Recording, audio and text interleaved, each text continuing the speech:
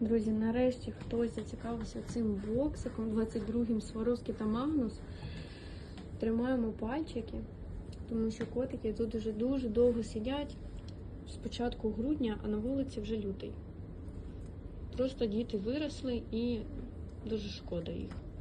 От, тому приходьте за Сваровським, а за Магнуса зараз ми помолимося. Ось такий манюнчик.